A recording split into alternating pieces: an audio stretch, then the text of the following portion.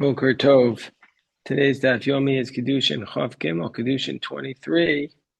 We're going to start on 22b, 3 lines from the bottom, where the Gemara tells us Rabbi Yehuda Hindua, and Rashi tells us Rabbi Yehuda Hindua means he came from the land of Cush, i.e., he came from Ethiopia, and he was a convert. And he was Ger Haya, he was a convert. So, She'elo Yorshin, and he had no heirs. So when he died, all of his property was going to become ownerless.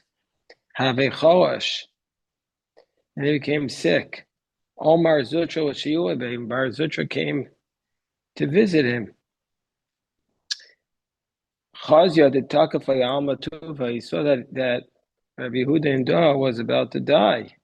Amalei Abde, so then Mar Zutra saw that Rabbi Yehuda Indah's slave was going to become ownerless.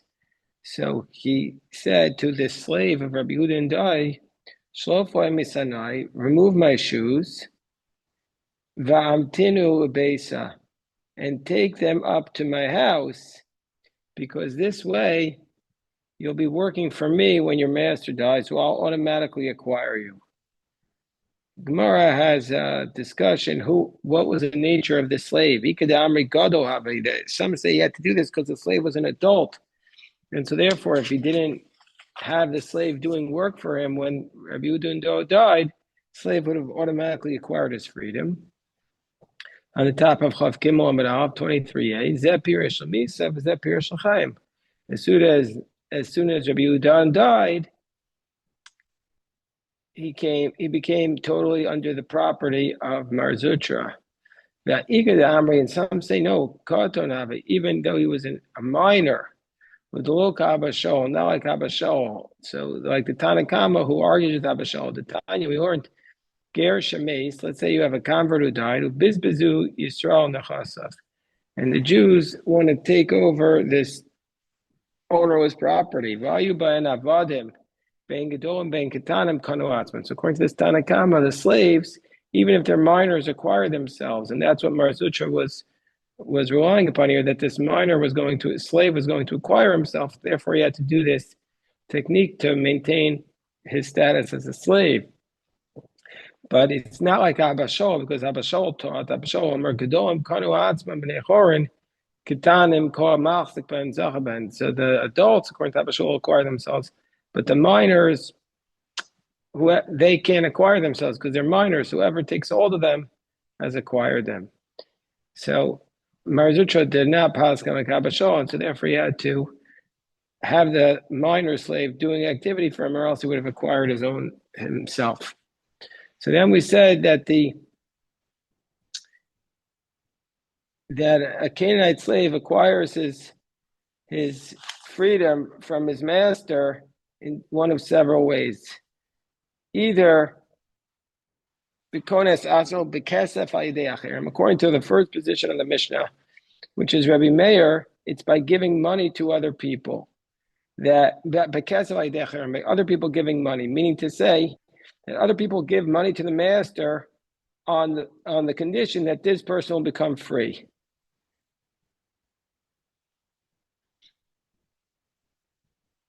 So that's the first approach. Money through other people, that other people give the money. And then in the Mishnah it says, but he himself could receive the get shechur, the document of emancipation. That's Rabbi Meir's position. But he himself is not able to give the money.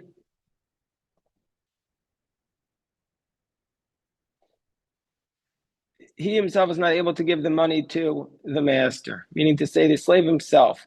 And Rashi, back in our Mishnah, and the Chav Beis and Beis explains, the slave himself cannot receive the money in order to give it to the master, because he's in the position, because he saw the position that the slave himself cannot acquire anything without the master first acquiring it. So therefore, Going back to our Gemara on 23a, because of Hayidei Acherim in Avaloi de Atzmo. So the money is given to the master from somebody else, but not by the slave himself. But Maya Skinon, what are we talking about? If we're talking about a scenario where the slave has no awareness, how could that be? We know the Rabbi is of the position that a slave doesn't want to go free, so it's considered to be a chov, an obligation for him, against him, if he goes free. We know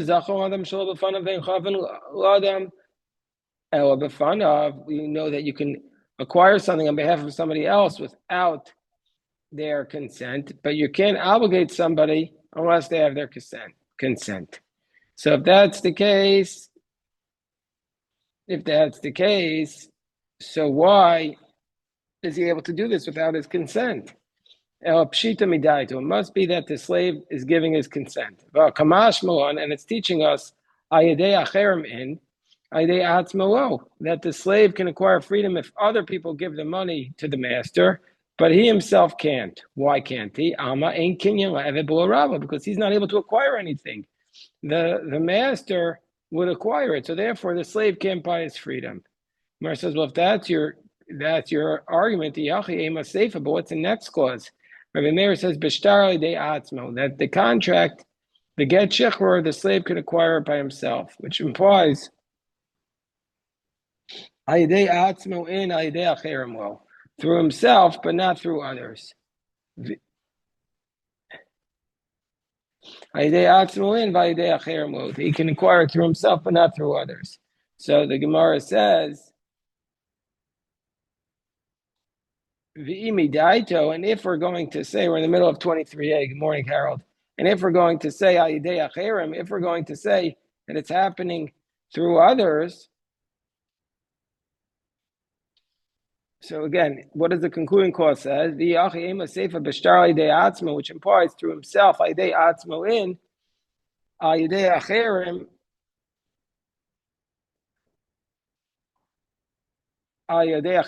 if others accept the contract, he will not get his freedom if others accept the document of emancipation. But if he's consenting, then why can't he agree for others people to accept it on his behalf? If you want to say, what does it mean, even through himself? Meaning, in the first case with money, he can't accept it, but for a document of emancipation, he can also accept it. And what's Rabbi Meir teaching us?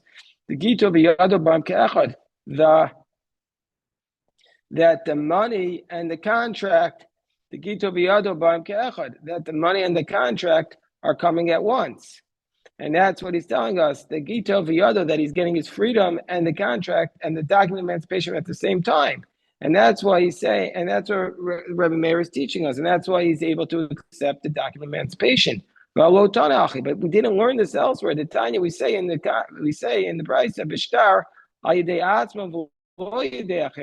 the Rabbi Meir says that the document of emancipation only works for him, but other people can't receive it on his behalf. So how do we explain this contradiction in Rabbi Meir's position? So Abai says, "Olam shlomi daito." Abai says, no. It says that when he's receiving the get shichror, the document of emancipation, that's even against his consent. V'shani kasef, and money is different. Money, it can be accepted for him, which requires consent.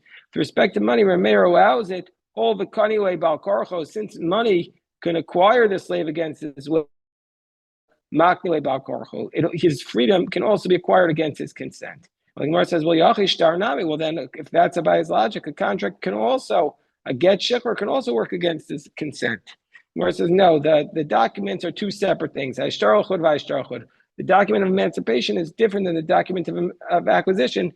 So therefore, acquisition can work against his consent, but not emancipation. The Gemara says, Hachinami, here also, high kasbul the high kasbul chud. So the Gemara says, yeah, but here too the money is different. One is a money of acquisition, and one is a money of freedom. The Gemara says, yeah, tiva miachadu, but they're both coins. So that's Abai's explanation that it's against his consent, but by money you don't need his. Even though Meir says that it's a demerit for him, it's an obligation. By money you don't need his consent because we learned that from the acquisition. Rabbah says a different answer. That why don't you need his consent to buy his freedom? Kesef Kabbalas Rabbo Garmelo, because you're only giving the money to the master, and the master is accepting the money not as a merit for the slave, but because he wants the money. Shtar Kabbalas Acherim Garmelo, but the contract you need his consent. Well, the contract it has to come into his possession, and if you give it to other people, that's without his consent, and so therefore it can only happen if it's given to him directly. Chachamim say because of the Chachamim say that money he acquires only if he gets his freedom, only if he himself gives the money to the master, whereas the document of emancipation has to be given to others. Gemara says because of so if he gives the money, he gets his freedom, but if others do give it, he doesn't. Amai. Why? Granted, okay, even if it's without his consent, but that shouldn't work because the Rabbanan are the position Rabbanan are the position that it's merit for him to go free, and so therefore he shouldn't require his consent to buy his freedom. Somebody else should be able to do it without his knowledge. You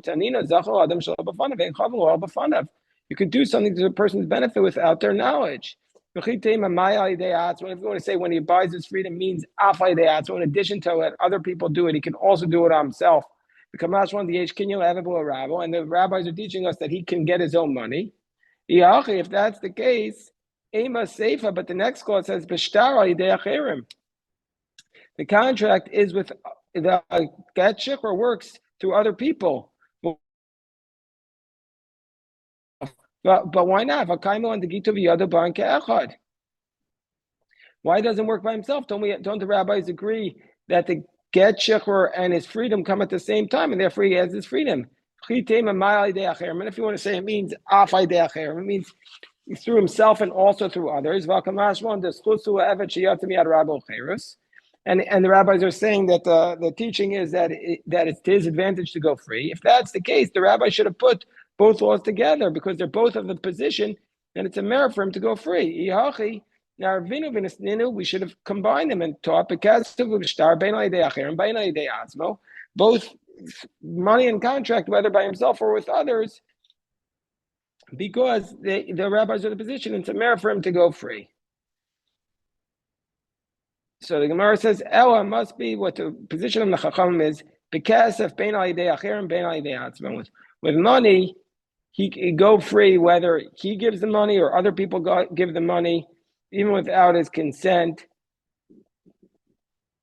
because the rabbis say it's a merit for him to be freed. Bishtar, and the rabbis are also in the position, then he could acquire money even without the master. Bishtar, with a contract, the rabbis are in the position that for a contract, he does not acquire his own freedom if he gets the contract. So he cannot get it himself.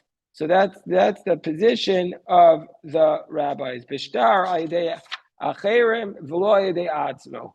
Why? Because the rabbis are in the position that we don't say that the document and his emancipation comes at the same time. And so therefore you're giving him a document of emancipation, but he's still in the domain of the owner.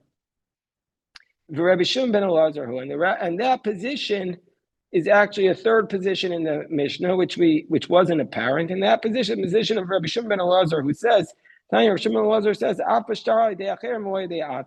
Shimon ben Elazar says that by a contract, the document of emancipation, it's only if it's given to other people, not to him directly. But there are three positions actually in our Mishnah. What are three positions? Rashi summarizes for us. Rashi says that Rabbi Meir's position is that money, he could gain his freedom if other people give the money, even without his consent. That's a special law about money because money can acquire him. But not by himself, but actually, ironically, he can't acquire his own freedom with money because the slave is not able to get money. And by a contract, Rabbi Meir's position is that he can get it himself, his freedom, but not other people, because it's a demerit for him to be freed. And so therefore, only if he accepts it directly. So that's Rabbi Meir's position. And Rabbi Shimon ben Elazar's position is both by money and by contract, other people can do it. Other people can free him because he says it is considered to be a merit for him. But by a contract, he can't do it himself, and by money, he can't do it himself. Because by money, he can't do it himself because he can't accept the money. And by a contract, he can't do it himself because he says the Gito Viyado Ein Bain Ke'echad, because he doesn't get the contract at the same time as emancipation.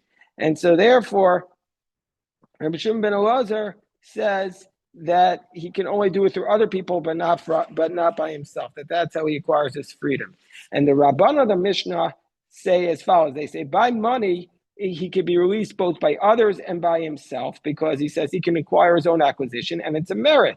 And by contract, both by himself and by others, because it's a merit, and also he gets the freedom and emancipation at the exact same moment. So those are the three-way dispute. Amar Rabba, my time is Rav Shimon ben Elazar. What's the reason why Rav Shimon ben Elazar says that you can't give the slave his own document of emancipation? That's not a valid way of freeing him. Gomer lo Isha. He compares it to a woman. Ma Isha sheyotzi get or a shus she'ena shlo. Just like a woman that the document of emancipation, the get, the bill of divorce, has to leave the husband's domain. Av evanami. Also, the document of emancipation for the slave has to leave the master's domain. And by giving it to the slave's hands, it's not leaving the master's domain. So Rabba asked the question, Rabbi Shimon ben Elazar, or on top of 23b, can the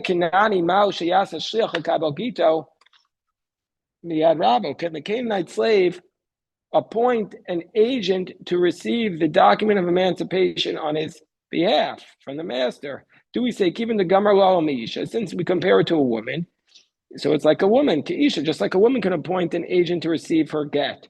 Odelma Isha di matzi mekabelas gita, or maybe since the woman can receive her get, shliach nami matzi mashva, she can also appoint an agent.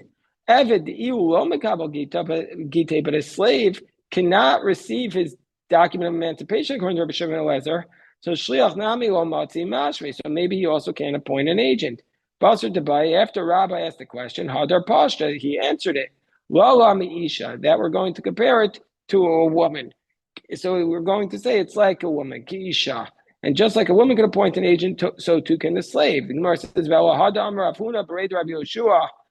but the Gemara says, so you're saying to me that a slave can appoint an agent to receive the get, even though he himself cannot receive the get shechur directly. But that which Rav Huna taught in the name of Rabbi Shua, he says, he talked about Kohanim when they serve in the temple. He asks the question, who do the Kohanim serve? Do they serve us, or are they our agents, or are they agents of God? Hani Kohani, these Kohanim, Shluchei Derachmananinu. These Kohanim, they are agents of God. If you're going to say there are agents, we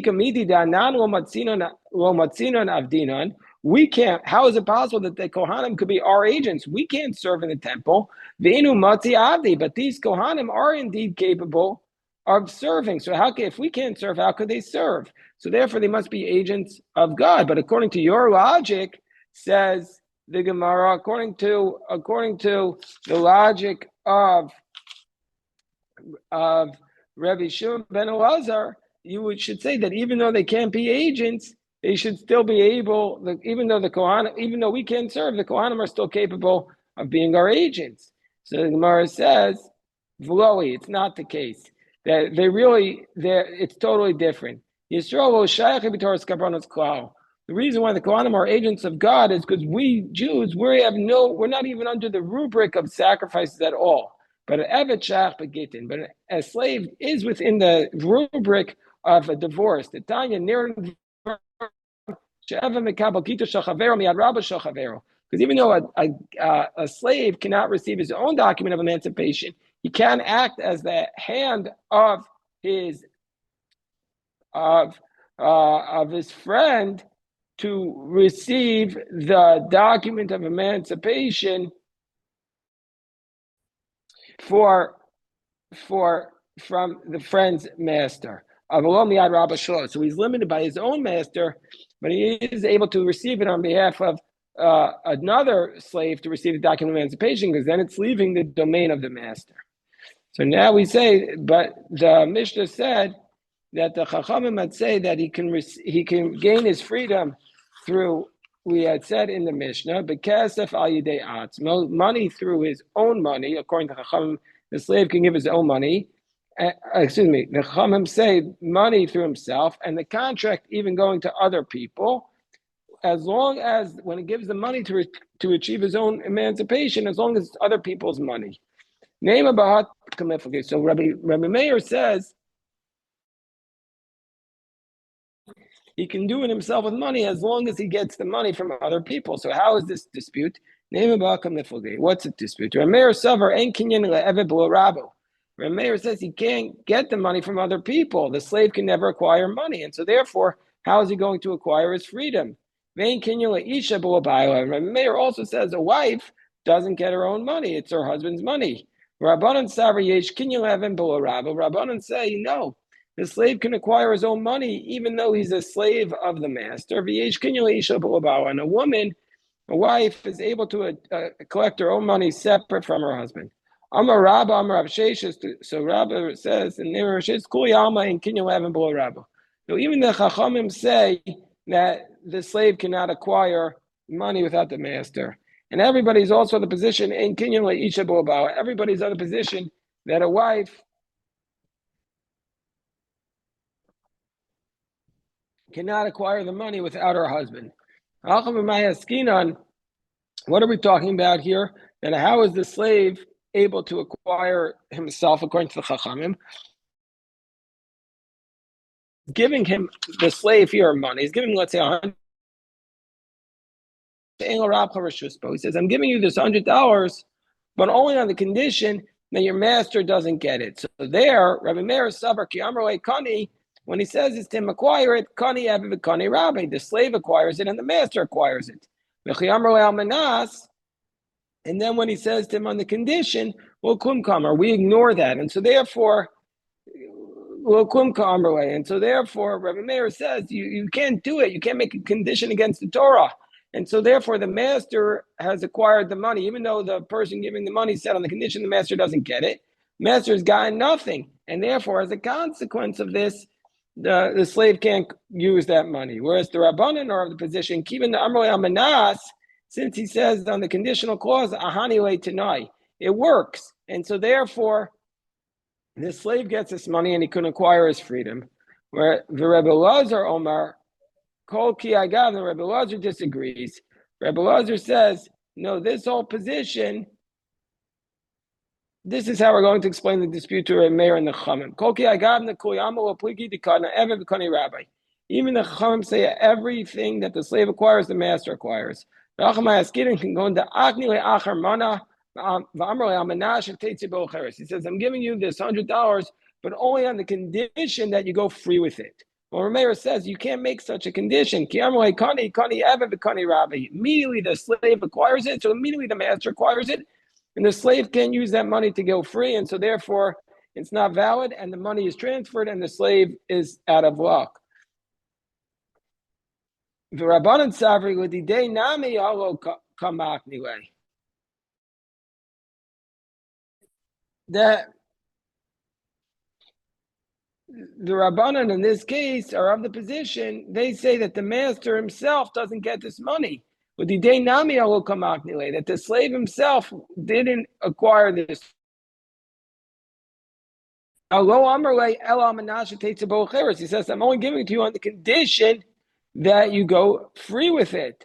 And so therefore, since he's saying only on the condition that you go free with it, and so since the slave hasn't acquired it, so therefore the money still belongs to the party who was giving it, because it says I'm only doing it for freedom.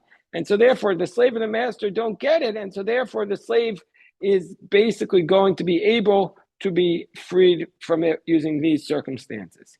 So we see from here that under these circumstances, Rameir says you can't make a condition against the Torah, and therefore the slave can't acquire it, whereas the Rabbanan say you can't make the condition that the master doesn't have it, and you can use this as an effective way of freeing him. You had a question, Harold?